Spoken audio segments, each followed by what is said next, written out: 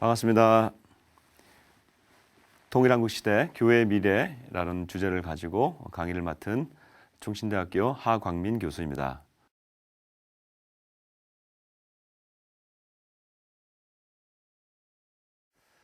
통일이라는 이슈, 이 주제는 참 무거운 주제입니다.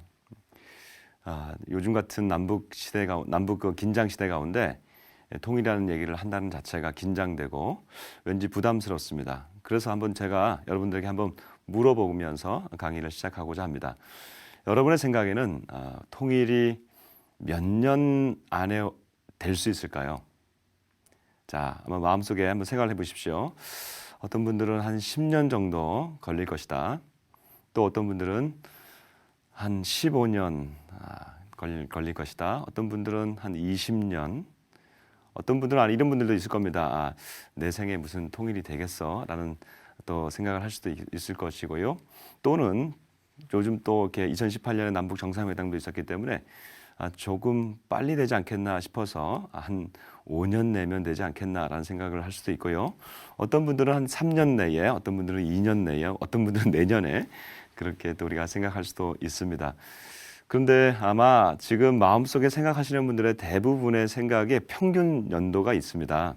한번 제가 이렇게 살펴보니까 우리 한국 분들이 남북 통일은 한 10년 내면 될 것이다 라는 것이 평균 통일 기대 연수입니다. 그런데 여러분 그거 아십니까? 1994년에 북한의 그 수령이었던 김일성 수령이 죽었습니다. 그 당시에 통일을 기대했던 연수가 10년이었습니다. 그러면 1994년이니까 2004년이면 통일이 됐어야 되는데 지금 2020년입니다. 훨씬 25년 정도가 훨씬 지났습니다. 그럼에도 불구하고 통일이 오지 않는 거, 왜 이렇게 통일이 오지 않는 걸까요? 그런데 왜 우리는 항상 10년 정도를 생각하는 걸까요? 그것은 10년의 함수가 있습니다. 그것은 내가 10년 정도면 준비가 되겠지라는 생각을 한다는 것이죠. 지금으로부터 나나 아니면 우리 공동체 아니면 우리나라는 한 10년 정도면 통일될 준비를 했겠지라는 생각입니다. 이것이 10년의 함정입니다. 다른 말로 하면 내가 준비를 하지 않고 있으면 그 10년은 또다시 10년이 되는 것이고 또다시 10년이 되는 것이고 매년 10년이 되는 것이죠. 이것을 거꾸로 얘기하면 우리가 10년 정도를 잘 준비만 하면 앞으로 10년을 잘 준비하면 이제 통일은 올 수 있다라는 것을 확신하는 그러한 얘기겠습니다. 저는 이렇게 얘기하고 싶습니다. 앞으로 우리가 10년 정도만 잘 준비하면 통일은 반드시 온다. 그리고 분명한 진리는 통일이 왔을 때 하나님은 준비된 사람을 쓰실 것이고 쓸 수밖에 없다는 것입니다. 그러므로 우리는 이제부터 잘 통일을 준비해 가는 자들이 되었으면 좋겠습니다. 오늘 이 강의는 그러면 통일은 언제쯤 올 것이고 그것이 앞으로 한국 교회는 어떤 영향을 미칠 것이며 그럼 우리는 무엇을 준비해야 될 것인지에 대해서 한번 같이 나눠보도록 하겠습니다. 여러분은 언제 올까요? 때와 시기는 너희의 알 바 아니요. 우리 예수님께서 말씀하셨습니다. 마치 통일이 주님 오시는 것 같은 어떤 그런 느낌이 듭니다. 왜냐하면 일제 36년보다 훨씬 긴 그러한 분단의 기간을 맞고 있지 않습니까? 지금 이제 한 70년 지나고 있는데요. 그럼에도 불구하고 여러분 우리가 지금 의미 있는 시간들을 좀 가지고 있습니다. 분단 이후에 처음으로 있는 일들이 있었습니다. 그것은 몇 가지가 있는데 첫 번째로는 한국 교회가 통일을 위해서 기도하는 기도회들이 점점 늘어나고 있다는 것입니다. 예전에는 개교회마다 했었습니다. 그런데 이제는 개인과 개교회를 넘어서 그 통일을 위한 기도회가 전국 방방곡곡으로 펼쳐지고 있고 흩어지고 있고 더 깊게 내려가고 있다는 것입니다. 저는 믿습니다. 하나님이 반드시 무슨 일을 하실 때에 어떤 일을 하실 때에 기도하는 사람들을 반드시 사용하십니다. 그 기도하는 운동들이 지금 최근 한 10여 년 사이에 많이 일어나고 있다는 것이죠. 주빌리 통일구국기도회 2011년에 일어났습니다. 그와 비슷한 한 1년 전에 에스더 구국기도운동이 일어났습니다. 한국평화통일기도회가 일어나고 있습니다. 계속해서 이런 기도회가 전국과 해외에서 이런 기도회가 일어나고 있다는 것은 하나님께서 반드시 당신의 일을 이루시겠다고 하는 그런 사인으로, 우리가 영적인 사인으로 받아들일 수 있습니다. 또 하나가 있습니다. 그것은 탈북민들, 북한 이탈 주민이라고 하죠. 북한 이탈 주민들이 지금 20여 년 사이에 계속해서 매년 내려오고 있다는 것입니다. 김대중 정부 이때부터 1994년 김일성 죽고 난 다음에 95년, 96년, 97년 이 3년간을 지나면서 북한에는 극심한 자연재해가 들었고 그것을 고난의 행군이라고 얘기하고 있습니다. 그 고난의 행군을 거치면서 북한에서는 많은 아사자들이 일어났습니다. 대략적으로 한 약 300만 명의 아사자들이 일어났고 그 아사자들을 뒤로 하고 우리 북한의 주민들이 압록강과 두만강을 건너기 시작했습니다.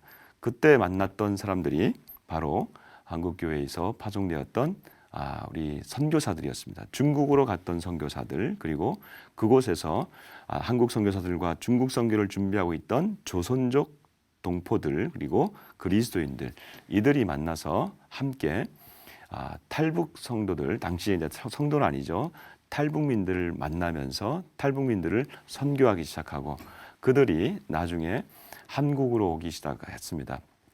그것이 2000년부터 지금까지 계속해서 이어지고 있는 이 탈북민들의 행렬입니다.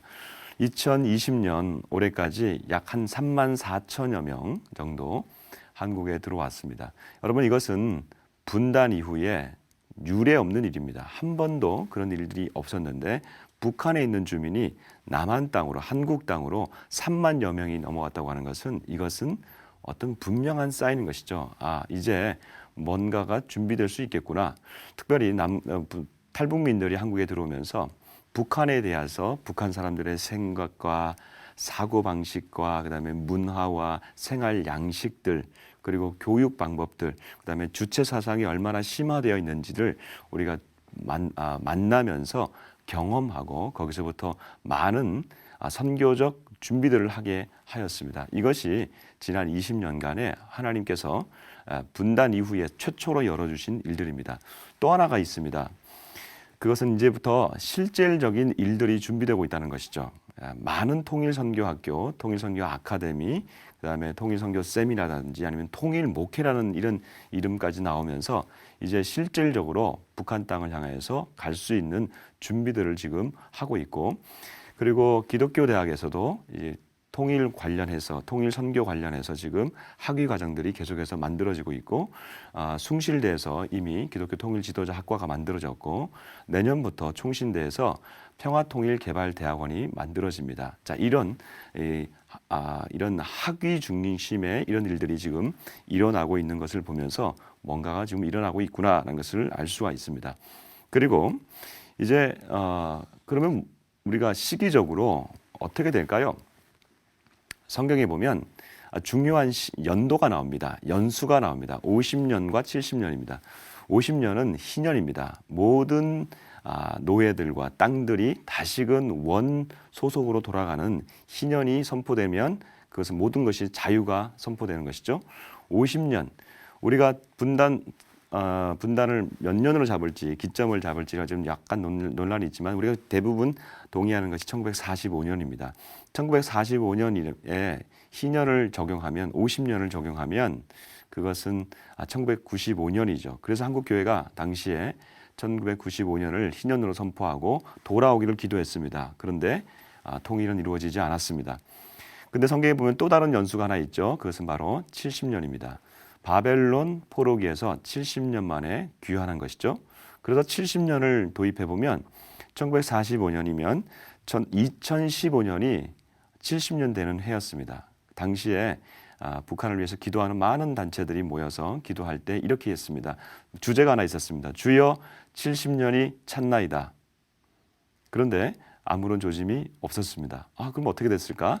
네, 분단의 기점을 몇 가지로 네 가지로 나눌 수 있는데 1945년으로 나눌 수 있습니다. 남북이 영토가 분단된 거죠.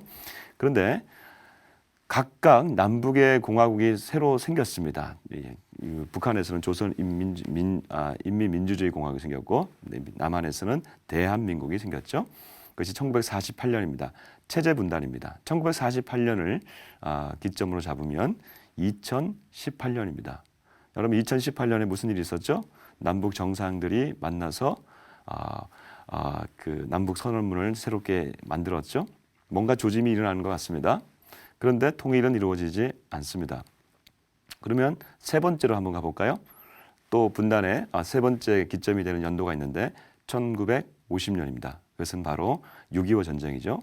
1950년이면 70년이면 바로 올해입니다. 2020년. 그런데 올해 2020년은 2018년보다 지금 더 상황이 좋지 않습니다. 그럼 마지막입니다. 1953년 정전이 있었죠. 정전협정 이후에 지금까지 우리는 정전으로 분단되어 있습니다. 그래서 우리는 종전을 얘기하고 있는 것이죠. 정전 분단이 지금 이르는데 1953년부터 생각한다면 2023년이 되겠습니다. 앞으로 한 3년 정도 남았습니다. 우리가 물론 숫자에 연연할 필요는 없습니다. 그러나 하나님이 말씀해 주신 50년과 70년 안에는 이스라엘 백성도 돌아왔는데 이것은 우리의 마음이고 희망이고 바람입니다. 하나님, 우리가 70년 만에 돌아오게 해주십시오. 우리도 70년 만에 돌아오게 해주십시오. 그러면 북한의 그 상태를 잠깐 보겠습니다. 여러분, 북한의 상태는 지금 1대, 2대, 3대 김씨 왕조 세습 국가입니다. 김일성, 김정일, 김정은. 그럼 4대까지 갈 수 있을까? 과연 현대사회에서 독재국가로 4대 세습이 가능할까? 이것은 모든 사람들이 다들 동의합니다. 4대 세습은 어려울 것이다. 그리고 북한이 변화되지 않는 것 같지만 북한에 지금 일어나고 있는 새로운 세대들은 지금 젊은 세대들, 청년 세대들, 그다음에 어린이 세대들은 스마트폰을 보고 있습니다. 그리고 한국의 드라마를 보고 있습니다. 그러니까 어른 세대들처럼 그렇게 갈 수는 없을 것입니다. 그러므로 통일은 반드시 북한의 변화와 그에 따른 한반도의 어떤 구조적 변화, 이 모든 것들은 통일은 자연스럽게 귀결될 수 있는 결과라고 생각됩니다. 자, 그러면 이제 주제를 바꿔서 한국교회가 그러면 왜 이 문제에 대해서 우리가 관심을 가져야 할까? 왜 우리는 여기에 대해서 기도해야 될 것인가? 첫 번째입니다. 우리 한국교회의 근원이 북한에서부터 출발했기 때문입니다. 복음은 북한에서부터 흘러 들어왔습니다. 그리고 모든 한국교회의 부흥의 시작은 1903년 원산 대부흥이 있었고 1907년 평양 대부흥이 있었습니다. 여러분, 평양 대부흥의 운동의 여파로 한반도는 당시는 분단되지 않았으니까 우리가 지금 한반도로 부르는 게 맞는 것 같습니다. 한반도는 정말 엄청난 부흥의 열기가 북반구와 그리고 당시 남반구까지 흩어져서 전 그 한반도 전역에 교회가 세워지게 되고 1907년 끝나고 1910년에 그 부흥의 여파로 100만인 구령 운동을 조직하기 시작합니다. 100만 명을 당시 100만 명을 우리가 전도하겠다 하는 이런 100만 명 구령 운동이 일어나게 됩니다. 그것이 바로 1907년 평양 장대현 교회에서 있었던 운동입니다. 여러분, 근데 그 장대현 교회가 오늘날 어디에 있는지 아십니까? 그 장대현은 오늘날 북한에 가보면 큰 동상이 서 있습니다.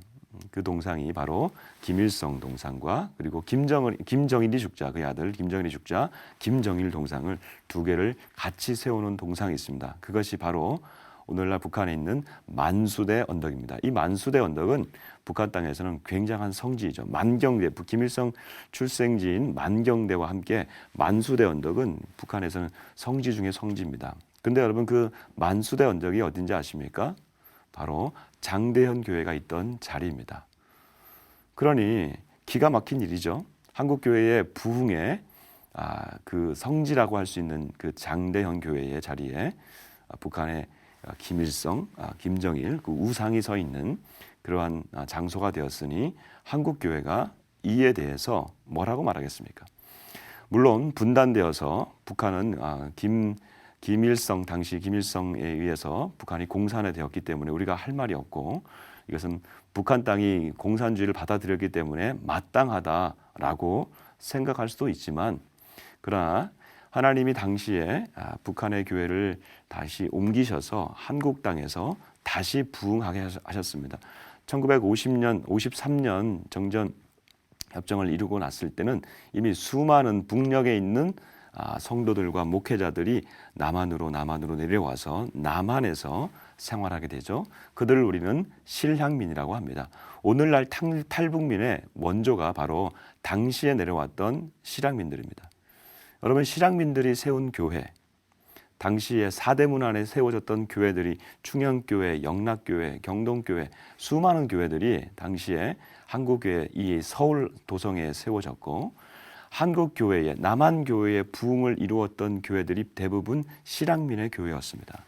그러므로 여러분, 한국교회의 이 분단 이후의 한국교회 부흥의 그 토대는 북녘에서 내려온 성도들과 교회였습니다. 그러므로 우리는 북한에 대한 영적 부채의식, 이것을 우리가 갖지 않을 수가 없습니다. 왜냐하면 복음이 북한에서 흘러왔고 한국교회의 부흥이 바로 거기에서 연유하기 때문입니다. 그리고 당시에 북한의 기독교인들은 북한 기독교인 플러스 그다음에 우리 남한에 있는 모든 기독교인들도 그랬지만 민족 중심의 교회였습니다. 나라를 사랑하는 마음이 너무나 강했어요. 그래서 이 표에 나가시는 그 표를 보시면 일제가 3.1운동 때 가두어 들였던 사람들을 표로 만들어 놨습니다. 거기에 보시면 여러 지역에서 전라도에서도 상당히 많이 잡혔지만 북녘 지역에서 잡혔던 사람들, 수감된 사람들, 기독교인들이 훨씬 더 많습니다. 그러니까 황해도, 평안도, 함경도 여기에서 잡힌 사람들의 숫자가 훨씬 많습니다. 그것은 북녘에 있는 사람들이, 북녘에 있는 그리스도인들이 나라를 사랑하는 그리스도인이었다는 것을 동시에 보여줍니다. 자, 오늘날 우리가 한국교회가 지금 어렵고 그다음에 나라도 어려워지고 있습니다. 이럴 때 한국교회가 다시금 북녘에 대해서 영적 부채의식을 가지고 초기 우리 교회가 가졌던 나라 사랑하는 마음을 다시금 가진다면 우리가 이 나라의 이 분단 문제에 대해서 소홀히 할 수 없다는 것이죠. 또한 우리 한국교회 목회자들은 대부분 북한에 있어서 출발했던 평양신학교에서 대부분 훈련을 받았습니다. 그러니까 우리의 영적 뿌리는 평양신학교에 있고요.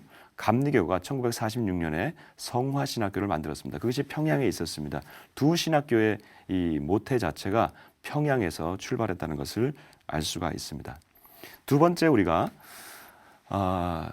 북한에 대해서 관심을 가져야 되는 이유가 두 번째는 남북이 서로 죽이는 전쟁을 치렀다는 것입니다.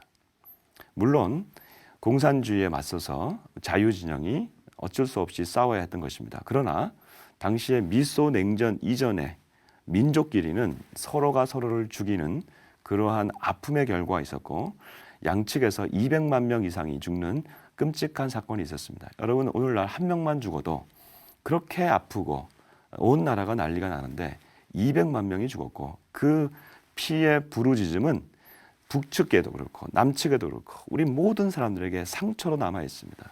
그래서 깊은 상처가 우리 밑에서는 흐르고 있습니다. 특별히 한국교회 밑에 그 아픔의 상처가 흐르고 있습니다. 저는 우리 한국교회의 이 깊은 상처를 예수 그리스도의 십자가의 피로 다시 회복하지 않으면 그 피의 부르짖음은 북녘을 향해서 계속해서 적대적인 그리고 비난적인 태도로 나올 수밖에 없을 것입니다. 우리가 북녘을 품고 북녘을 이 통일을 위해서 계속해서 기도해야 되는 이유는 우리 안에 있는 상처 그리고 우리 안에 서로를 죽인 죄, 이 죄의 최종적인 해결은 평화, 통일로 나아갈 수밖에 없다는 것을 말하고 있습니다. 세 번째, 우리 한국교회가 북녘을 품어야 되는 이유 그리고 북한을 위해서 계속 기도하고 통일을 위해서 기도해야 되는 이유가 세 번째는 한국 사회가 지금 한국 사회에 가장 최종적으로 미지의 영역으로 남아있는 영역이 있다면 그것은 바로 남북 분단 문제입니다. 여러분, 남북 분단 문제 이 부분은 한국 사회에서 아무도 풀지 못하고 누구도 풀지 못하고 어떤 정권도 지금 풀지 못하고 있는 그러한 아젠다입니다. 그리고 가장 중요한 그런 한국에 남아있는 아주 가장 중요한 미지의 영역입니다. 그 영역을 우리 한국 교회가 그것을 품을 수 있다면 한국 사회와 소통할 수 있는 그러한 중요한 영역이 될 것입니다. 그것은 바로 평화며 그것은 바로 통일이라는 것이죠. 그것은 우리 한국 교회, 왜냐하면 우리가 거기서 출발했기 때문에 우리가 책임감을 갖고 있고 그리고 거기에 대해서 부채의식을 갖고 있기 때문입니다. 자, 이제 그러면 이러한 통일 얘기를 나누면서 한국 교회의 미래에 대한 얘기들을 좀 해보도록 하겠습니다. 그 미래를 하기 전에 먼저 우리 한국 교회 현실에 대해서 간단하게 우리가 좀 짚고 넘어가도록 하겠습니다. 코로나 이후에 한국 교회 현실은 점점 암울해지고 있습니다. 73%가 한국 교회에 대해서 부정적입니다. 주일학교가 50%가 없습니다. 다음 세대 캠퍼스 전도율은 2% 미만이랍니다. 여러분, 우리가 어떻게 이 한국 교회가 다시 일어날 수 있을까요? 저는 이렇게 제안하고 싶습니다. 한국 교회가 다시 일어날 수 있는 일은 통일을 준비하는 과정에서 다시 일어날 수 있습니다. 우선 아까 말씀드렸던 북한에 대한 영적 책임 의식이 있습니다. 그리고 우리 한국 교회가 이 통일 문제에 대해서 선제적으로 나아간다면 이것은 사회와 소통할 수 있는 유일한 창구라는 것이죠. 이제 한국 사회는 더 이상 어떤 남아있는 아젠다들이 그렇게 많지가 않습니다. 한국 교회는 산업화를 이끌었고요. 한국 교회는 민주화에 참여하였고 한국 교회는 그동안 세계화에 세계 선교를 통해서 세계화에 기여해 왔습니다. 그러나 한국 사회에서 지금 남아있는 복지 문제, 이것은 정부가 합니다. 이건 주민센터가 다 합니다. 남아있는 것이 뭘까요? 바로 이 통일 문제입니다. 이 통일 문제를 우리가 적극적으로 참여하게 될 때에 한국 교회는 한국 사회와 잃어버렸던 이 권위들을 다시금 회복할 수 있는 아주 중요한 창구가 된다는 것입니다. 그리고 영적으로는 선교적으로는 북한에 2,500만 있습니다. 여러분, 우리가 세계적으로는 보면 인구 비율로 보면 가장 많은 선교사를 보내는 나라입니다. 그러나 우리 바로 옆에 있는 동족인 2,500만에게는 선교사를 공식적으로 보낼 수가 없는 나라입니다. 2,500만은 굶어 죽고 2,500만은 지금도 복음에 대해서 들어보지 못하는 영적 죽음으로 매일매일 죽어가고 있습니다. 그들을 놔두고 세계로 선교사를 보내는 것이 어떻겠습니까? 여러분, 우리가 통일을 선교적으로 풀어낼 수밖에 없는 이유가 바로 2,500만이 죽어가고 있다는 이 엄청난 현실 앞에서 우리는 선교적으로 준비해야 된다는 것입니다. 그러면 마지막으로 이제 한국 교회는 어떻게 준비하고 어떻게 준비해야 될까요? 준비를 하고 왔으며 그러면 앞으로 어떻게 준비를 해야 될까요? 하나님께서 20여 년 전부터 탈북민들을 보내주셨다고 말씀드렸습니다. 탈북민들을 통해서 한국 교회가 그들을 통해서 지금 잘 준비하고 있습니다. 어느 정도 준비하고 있습니다. 저는 매우 잘 준비하고 있다라고 얘기하고 싶습니다. 왜냐하면 탈북민들이 한 3만여 명 중에서 조사를 해보면 한국 교회가 그래도 한국 사회에서 가장 신뢰할 수 있는 기관이 바로 한국 교회라고 얘기합니다. 그만큼 한국 교회를 통해서 그들이 탈북하게 되었고 그리고 한국 교회가 그들을 품고 있습니다. 그러나 이제 여기에서 더 나아가야 되겠습니다.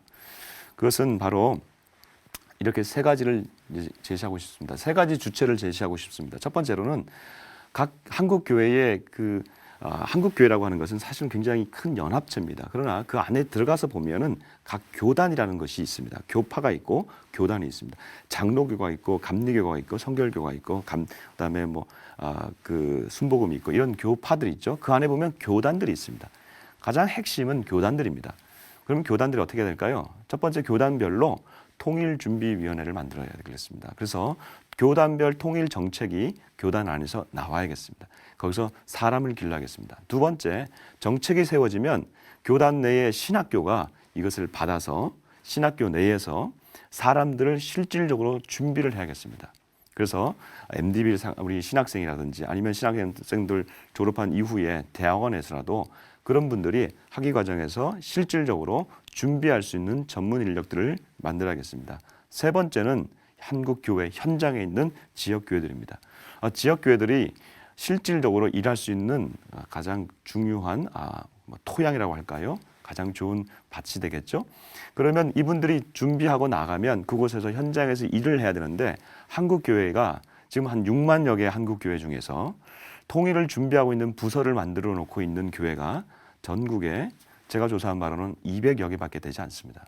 그러므로 앞으로 한국 교회 내에서 이런 부서들이 점점 만들어지고 그 안에서 일을 할 수 있고 그래서 통일을 준비하는 잘 준비된 우리 사역자들이 성도들과 함께 그 안에서 탈북민들을 섬기든지 아니면 북한으로 나갈 수 있는 여러 가지 일들을 실질적으로 준비하는 그러한 통일 선교와 그리고 더 나아가서는 그러한 교회들이 점점 많아지는 통일 목회까지 만들어진다면 매우 훌륭한 준비가 되겠습니다. 그리고 마지막으로 한국교회는 각 영역을 준비하겠습니다. 각 영역의 전문가들을 준비할 필요가 있습니다. 왜냐하면 앞으로 통일이 되는 것은 우리가 생각하고 있는 지금 분단 국가의 이 모습과는 완전히 다른 모습이 될 것입니다. 왜냐하면 남한은 지금 북한이라고 하는 나라를 휴전선으로 맞대고 있습니다. 그리고 육지로는 갈 수가 없는 것이죠. 그러나 통일되고 나면은 우리 한반도는 중국과 러시아를 육지 대 육지로 맞대게 되고요. 그리고 우리는 그곳을 육지를 통해서 나가게 됩니다. 세계화가 이루어지게 되는 것이죠.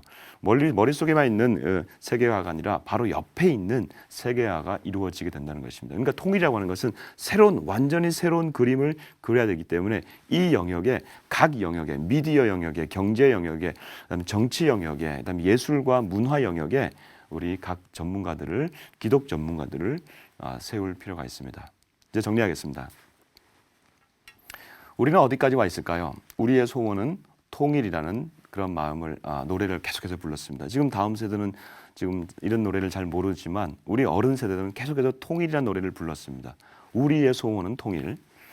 그러나 그 통일이라는 것이 북한이 무너지는 통일이었습니다. 그렇죠? 그러나 2018년에 갑자기 남북 정상들이 만나서 손을 잡고 평화를 얘기하고 있습니다. 지금 우리는 어떤 통일을 준비해야 될까요? 여러분, 우리가 북한이 무너지는 통일을 준비할 수도 있고, 그러나 갑자기 무너진다 그러면 우리 한국 교회나 한국 사회는 한국 정부는 이것을 감당할 능력이 사실은 되지 않습니다. 독일 통일도 지금 그 서독이 동독을 흡수했지만 독일이 다시금 올라오는 데는 수많은 기간이 필요했습니다. 남한의 지금 한국의 경제력으로는 북한을 흡수해서 통일할 수 있는 상황은 되지 않습니다. 가장 좋은 것은 평화로운 체제 가운데서 있다가 통일로 가는 길이겠죠. 자, 그러면 뭐가 될까요? 여러분, 우리가 분단기를 이제는 끝내야 되겠습니다. 분단기를 성경적으로 얘기한다면 분단은 애굽의 400년 노예 생활 같습니다. 그리고 통일은 우리 민족에게 주어지는 가나안 땅입니다. 그러면 어느 중간기가 필요할 것입니다. 그것이 평화 교류가 되든지 어떤 일정 기간의 잠정적 협정 체결의 기간이 되든지 우리는 이제 이 중간 단계로 들어갈 필요가 있습니다. 이 중간 단계는 성경에서 보면 광야입니다. 광야는 어렵습니다. 불평이 있습니다. 이 중간 단계는 여러 가지 이념적 그런 갈등들도 있을 수 있고 남남 갈등도 있을 수 있습니다.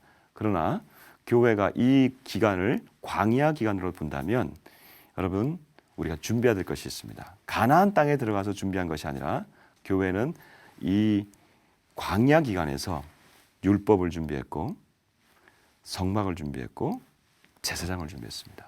이 모든 것이 다 준비되어서 가나안 땅에 들어간 것이죠. 여러분, 통일의 가나안에 들어가려면 이제 한국교회는 이 광야 생활로 들어가서 여기에서 실질적인 준비들을 해야 될 필요가 있다는 것입니다. 지금 통일을 준비하고 있는 교회가 아까 부서적으로 준비되는 교회가 전국에 200여 개라는 것은 아직까지는 우리가 가야 할 길이 아직은 멀다라는 것을 보여줍니다. 그러나 또 다른 10년을 우리가 기다리는 것이 아니라 오늘부터 결단한다면 새로운 10년 안에 하나님이 새롭게 일하실 줄 믿는 것입니다. 계속해서 우리는 믿는 것입니다. 감사합니다. 오늘 이 강의 우리가 믿음으로 통일을 바라보자. 한국교회의 소망은 통일을 준비하는 과정 가운데 있다. 2,500만에게 우리가 나아가서 저 땅에 복음을 전하고 그들을 맞이하는 과정 중에서 한국교회 잃어버렸던 영성, 북한 지하교회의 영성, 그리고 한국교회의 선교 영성이 다시금 맞부딪힌다면 우리 한반도 교회는 새롭게 일어날 줄 믿습니다. 감사합니다.